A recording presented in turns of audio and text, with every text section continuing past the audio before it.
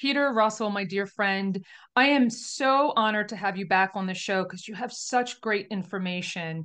So let's reintroduce yourself to the audience and then let's get started with this incredible work that you've Right. done with Kindling. Awesome. Thanks, Francesca. It's always great to spend time with you. And by the way, I do want to say, since I've been on last, you passed your 100th podcast threshold. So I want to congratulate you for that. That's a really big deal. If you ever look at the numbers, the majority of people that start podcasts, cancel them after, I don't know, 10 or 20. So 100th is a big deal. So congratulations. Thank Um, you. Thank you. you're welcome.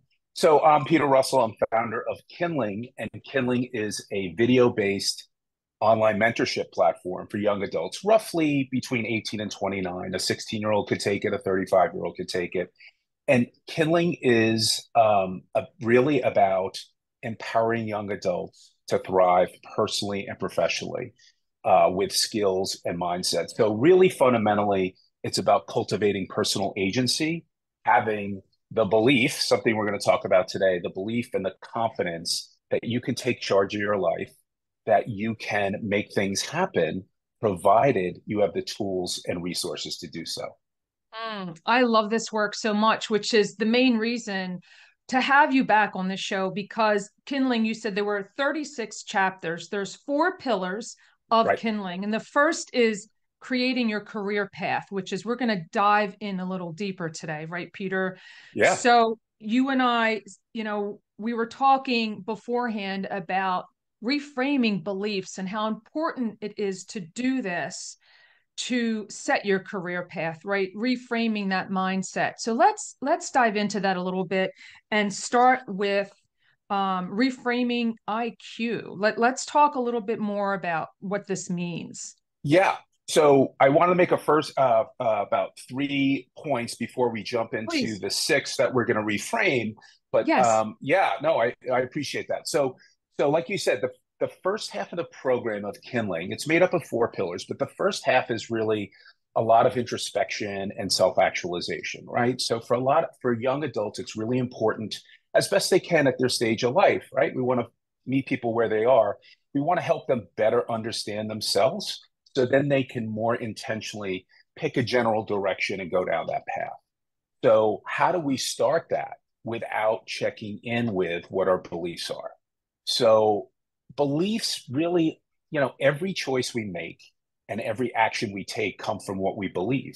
And I may be stating the obvious, but beliefs aren't something we're born with.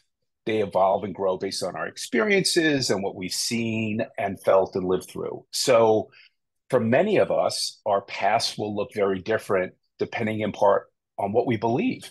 And by the way, it's not just belief, but it also includes our belief of our ability to create opportunities. And that's something we're going to talk about later on. Right. But when you think about it, this kind of metaphor and analogy is beliefs and our mindsets are kind of like our operating system, our software. Yes. And I don't know if you've experienced this, but I've certainly experienced this. Sometimes our software is out of date and it slows down our laptop. So, just like our mindsets, I think we need to continue to evolve and our software needs to be upgraded or restored. And the other point I want to make is just like a computer virus, sadly, we can be gaslighted with beliefs or certain rules and expectations that can limit or distort our mindset. So, Absolutely. yeah, so I mean, Yeah. many people have heard this that beliefs can be limiting or empowering. And I believe that. And I think what we believe can either expand or contract our world. Sure. So, your belief system really fundamentally starts with the story you tell yourself about yourself.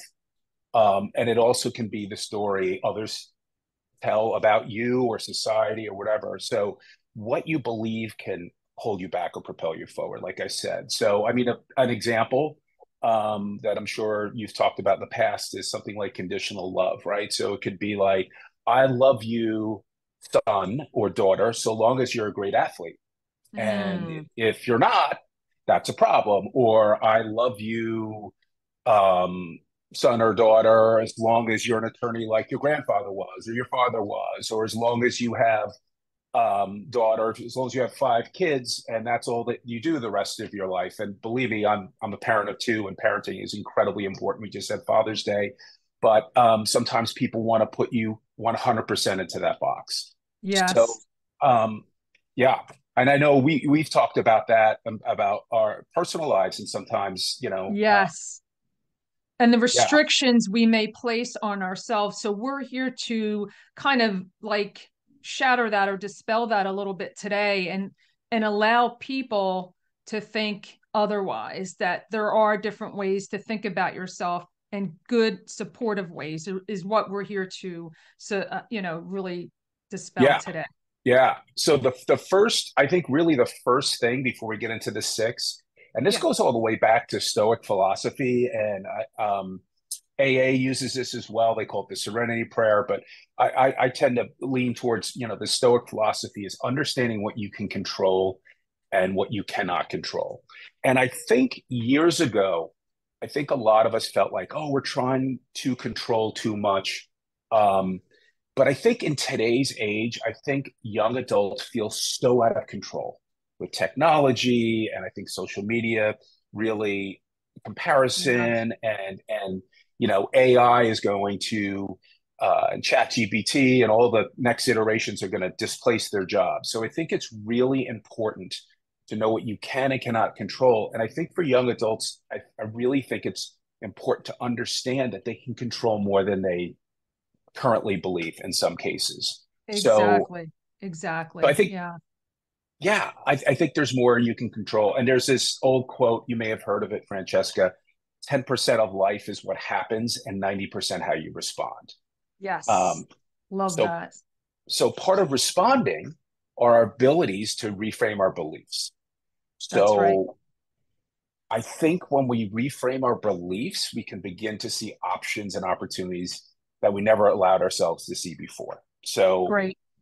so here we go. So we're going to So talk here we go. about. Let's Let's reframing jump in. IQ, right? Yeah, This and is, yes. So I would love for you to jump in as I cover each one. of But course. so intelligence, right? So for most people, when you ask them, what's the measure of intelligence? We've all been kind of programmed to say, and I obviously ask young adults about this. What is the accepted measure of intelligence? And most people say IQ. And I think it's really important to know the origin of IQ. The IQ test was developed by a Frenchman named Alfred Binet in 1904, and it Mm, was to help identify children with special needs. It was never intended to be the wow. standard single story, nor the full perspective of how we measure intelligence. And Wow. however, 10 years later, in 1916, Stanford University took most of this test and kind of formed it into this standard as to how we're measuring intelligence. And for the most part, obviously, there's been some changes. It is the basis of what we use today. So way Wow. back, they called it the Stanford Binet test, but now it is a version of what we use today. And the point is that intelligence is far too diverse and dynamic to be easily measured.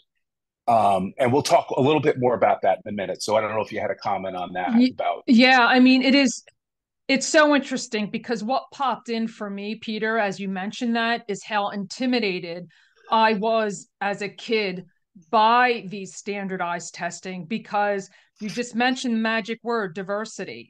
I'm a product of first generation. My parents immigrated here, and Yep, it's a whole different world. Like, their yep, education system was nothing like this. So that's how my childhood was crafted. And it wasn't because I was less than, but it made me feel less than because of the baseline that was created through this standard. So from the get-go, before I even became a young adult, I had the thought process that I was unworthy, right? Or less than. well, I think some of these other subjects that we're going to hit on briefly will hit home even more, Francesca, Mm, based on what you said. So one of the words that we introduced that some people have heard of is neuroplasticity, and I think it's mm. really important. And neuroplasticity basically means that your brain is flexible and malleable, and you have the ability to make connections new connections throughout your entire life. About 30 years or so ago, neuroscientists believe that your brain stopped growing at the end of adolescence at age 25. So think about what that creates. So for a young adult that, let's just say, how many really talented, intelligent people do we know that just school, if there just wasn't a connection for them? They were driven, they were intelligent, but they just didn't connect with school, right? So you finish school, whether you went to college or not, and now you feel like you've blown your opportunity because you don't have the ability to improve intellectually past age 25. Yeah. Completely not the case. Obviously, your brain is most malleable when you're young, but you have the ability to make new connections your entire life.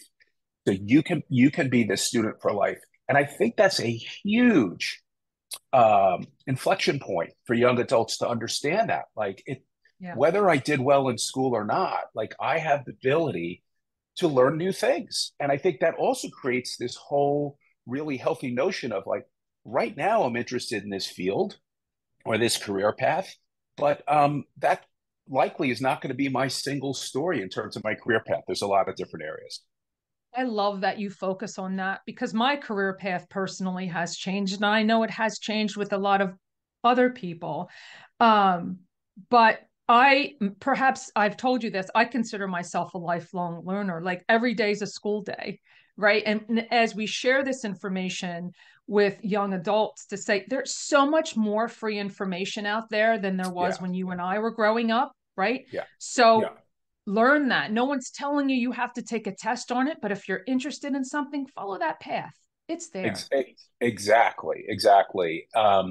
And it sounds cliche, but it's use it or lose it, and that's your body, but that's your mind. Your mind is a muscle as well, and we really need to take care of our mind, and that's a whole other subject matter. Right. So That's another show. let's right. So let's jump into what we call multiple intelligences. And there was a psychologist that I was very fortunate to meet a number of years ago named Howard Gardner, who came up with the theory of multiple intelligences in 1983. And by the way, it was very controversial, and it is still somewhat controversial to this day. And his whole point is that intelligence intelligence isn't just linguistic and mathematical evaluation as IQ. So the IQ test is largely linguistic, so reading and analytical skills. And certainly that's a form of intelligence. Of course it is, but it's not limited to that. And then he first came out with seven and then eventually nine different multiple intelligences, forms of intelligence. So the point being is that intelligence is dynamic and diverse. And here's the drop the mic headline is that instead of asking if you are intelligent, is asking how are you intelligent? And I think Mm. that's a really powerful statement. And I think what's really interesting, you may be asking, like, why was it controversial? And I don't mean to be a cynic, but I believe the old guard academic world was like, no, no, no, no, no, you're not these nine intelligences. It's analytical and linguistic. You're not allowed in our club. Our club is, old school academic world. And part of it, right, was that insecurity. And I think it's so true. When you think about it, I'll just mention a few. So obviously linguistic and mathematical, there's musical intelligence, spatial intelligence. Think about an architect, right? Right. Not only the space that they're creating, but the open and the lack of space. If you've seen a beautiful building, how they create the airspace around it. Kinesthetic intelligence, whether it's an athlete or a surgeon, and then interpersonal intelligence, the ability to connect with people on the outside, intrapersonal. So, your internal intelligence. And then he talked about things like naturalistic intelligence and existential intelligence. What is existential intelligence? I don't know if you're familiar with Yuval Noah Harari, but he's a big intellect and he's looking at a lot of the big issues of the world. He wrote the book Sapiens, really tremendous thought leader. So anyway, so that's where we are, multiple intelligence. I would love your feedback on that. I love that because I love how you compared the two as well from the old standard, because what the old standard math and English and math, right, didn't capture was our creative side. And you mentioned a few, right? Right. Music and sports. There's so much more than that standardized testing and who we are as humans. So it was Right. kind of, you know, and I understand now, as you explained it so well, why it was disallowed or why they didn't agree with it, because it was the square peg didn't fit into the round hole or Right. whatever. It just, we couldn't fit the puzzle piece in there, but the puzzle's so large. It's so much bigger than us. Right. So I Right. love that multiple. I hadn't even thought about that until you mentioned it. I think that's Yeah. brilliant. Yeah. Yeah. And we, we talk about single story all the time. So Howard Gardner basically broke the single story of what intelligence is. And by the way, on the flip side, which again is a whole other subject matter, but in terms of creativity, people have a single story about what creativity is. You have to be an artist or whatever, but an engineer can be incredibly creative. So we need to reframe what creativity is. We were all Yes. born as kids, as scientists, incredibly creative people. And then I'm a fan of the educational system, but we go into this, very compliant, very structured educational system, and it tends to suppress our level of creativity, which is why I'm a big believer in education, but I'm a big believer in learning outside the educational kind of world.